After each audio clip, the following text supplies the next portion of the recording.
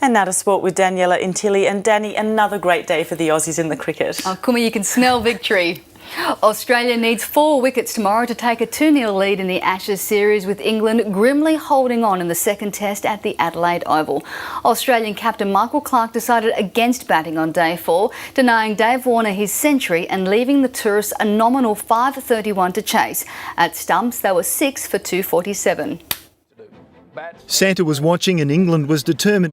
Jamie Whincup has held off his teammate Craig Lowndes to claim his 5th V8 Supercars Championship. Shane van Gisbergen proved too fast on the Sydney street circuit in the series final race, but it was Whincup with the biggest reason to celebrate. Mark Hydes reports. A podium finish sealed Jamie Whincup's 5th championship. The Socceroos have landed in the so-called group of death for next year's World Cup in Brazil. Australia will face the reigning champion Spain, European powerhouse the Netherlands and the in-form Chile. Coach Ange Postecoglou says it's a great opportunity for the Socceroos to take on some of the world's top teams.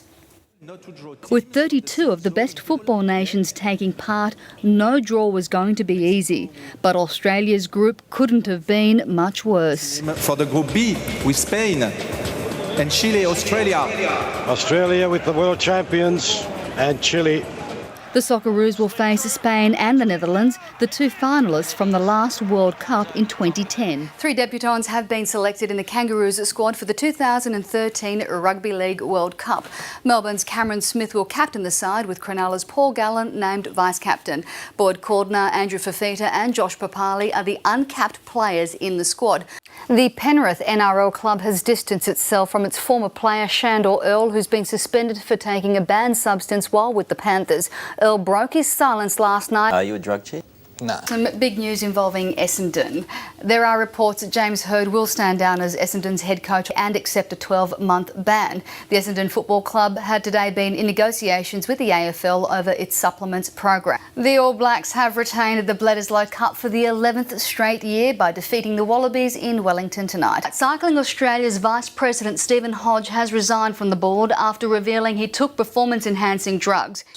Yeah, the long-range weather forecast is indicating a fast race for this year's Sydney to Hobart. The big boats will be aiming to break the Wild Oats 11 record set 7 years ago of 1 day, 18 hours, 40 minutes and 10 seconds. Of course, it won't be smooth sailing for everyone. The small yachts are dreading the forecast and most are just hoping to make it to Constitution Dock in time for New Year's Eve. The NRL judiciary will convene tonight to consider a biting charge against Canterbury's James Graham that occurred during the Bulldogs' grand final loss to Melbourne at the weekend. Obviously, the big story at the moment is Lance Armstrong. It's absolutely huge, and the implications for this are going to be massive, not just on Armstrong, but other riders. Cadel Evans, for example, he won in 2005. A massive upset with the Raiders pipping the Bulldogs. Who would have thought that Canberra would have beaten the Bulldogs? Actually, one person, he was a punter, he bet $30,000 on the Raiders to win, and I thought this guy's crazy, but well, the Raiders might have thought they were going to win. But he is the one that's laughing. And Daniela, NRL, I guess it wouldn't be finals if there wasn't some controversy. That's right. I think Manly did deserve to win, but heartache for the Cowboys and the way it was won. The Sydney to Hobart began in 1945 when a group of Sydney yachtsmen planned a post-World War II trip down to Hobart. 66 years on, and this great race is not only an iconic part of Australian sport, it's ranked among the toughest in the world. Daniela Intili is at the SCG with all the details.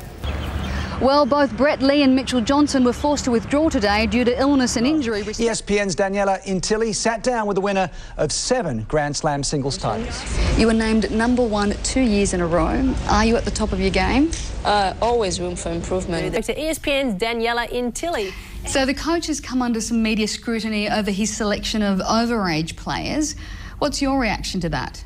And Cricket Australia will announce squads tomorrow for the upcoming tours of England. Juanita? Thanks, Danny.